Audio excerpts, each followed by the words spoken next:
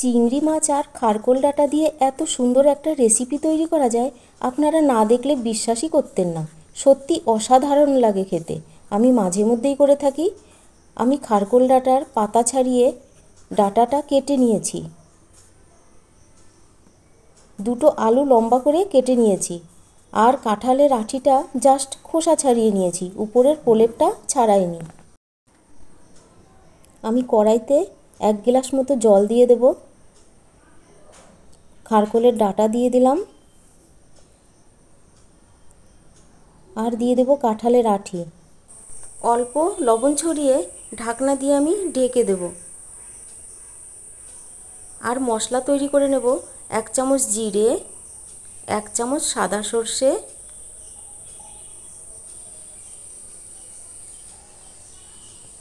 জল দিয়ে আমি বেটে নেব। মিহি করে বাটা হয়ে গেছে আমার মশলাটা।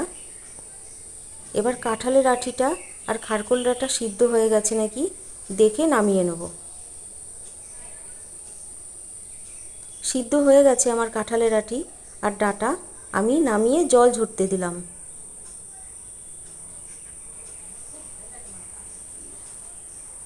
আবার কড়াই বসিয়ে দিয়েছি। মাছে আমি 1/2 চামচ লবণ আর 1/2 চামচ হলুদ গুঁড়ো দিয়ে ভালো করে মাখিয়ে রেখেছি। এবার আমি পরিমাণ মতো তেল দেব। আমি এখানে একটু তেলটা বেশিই দিয়েছি, আপনারা চাইলে আরও কম দিতে পারেন। তেলটা আমার গরম হয়ে গেছে। এইবার আমি মাছ দিয়ে দেব।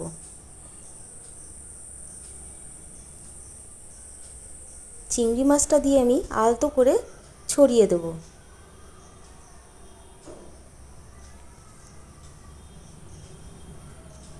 চিংড়ি মাছ আমি খুব বেশি ভাজবো না। চিংড়ি মাছ বেশি ভাজলে শক্ত হয়ে যায়, খেতে অতটা ভালো লাগে না।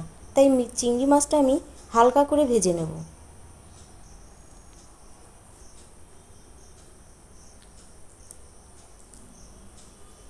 চিংড়ি মাছটা আমার ভাজা হয়ে গেছে, তুলে নিলাম।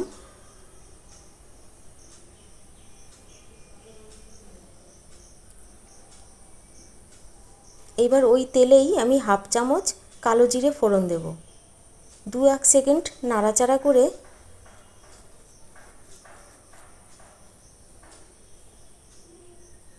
দিয়ে দেব আমি কাঁচা লঙ্কা। কাঁচা লঙ্কাটাও 2-1 সেকেন্ড নাড়াচাড়া করে ওর মধ্যেই দিয়ে দেব আমি লম্বা করে কেটে রেখেছি যে আলু, সেই আলুগুলো আমি দিয়ে দেব।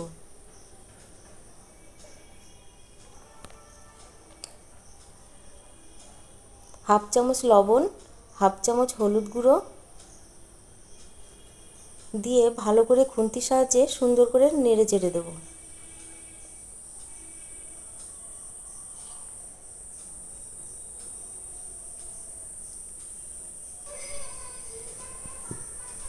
আলুটা আমার ভাজা ভাজা হয়ে গেছে, খুব বেশি ভাজার দরকার নেই, একটু হালকা ভাজা হলেই হবে। এইবার আমি বেটে রেখেছিলাম মশলাটা দিয়ে ভালো করে নেড়ে চেড়ে মিশিয়ে দেব।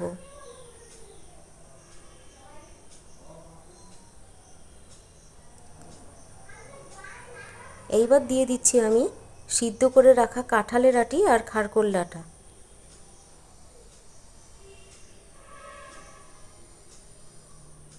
এবার আমি খুন্তি দিয়ে ভালো করে নেড়ে চেড়ে মিশিয়ে নেব।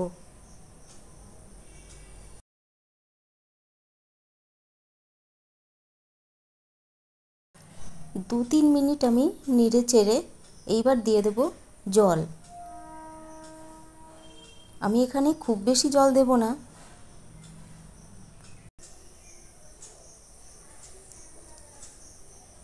এবার জল দিয়ে আমি আগেই হলুদ আর লবণ দিয়েছি, এখন অল্প করে দেব।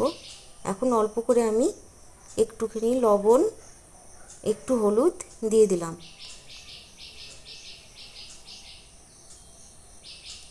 দিয়ে আবার আমি ঢাকনা দিয়ে ঢেকে দেব।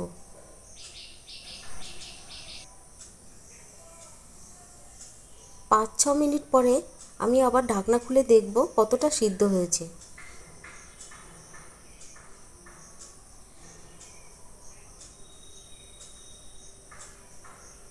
আলুটা আমার সিদ্ধ হয়ে গেছে। এবার ভেজে রেখেছিলাম মাছগুলো দিয়ে দেব।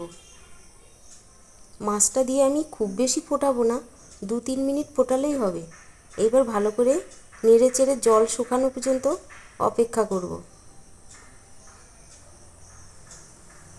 দেখুন জলটা আমার শুকিয়ে এসেছে। এইবার আমি একটু ভালো করে নেড়ে চেড়ে নামিয়ে দেব। তৈরি আমার খারকোল ডাঁটার চচ্চড়ি। আপনারা গরম ভাতের সাথে কিংবা রুটির সাথে খেতে পারেন, ভালো লাগবে। আমার রেসিপিটা কেমন হয়েছে আমাকে কমেন্ট করে অবশ্যই জানাবেন। তাহলে আজকের মতো আসছি।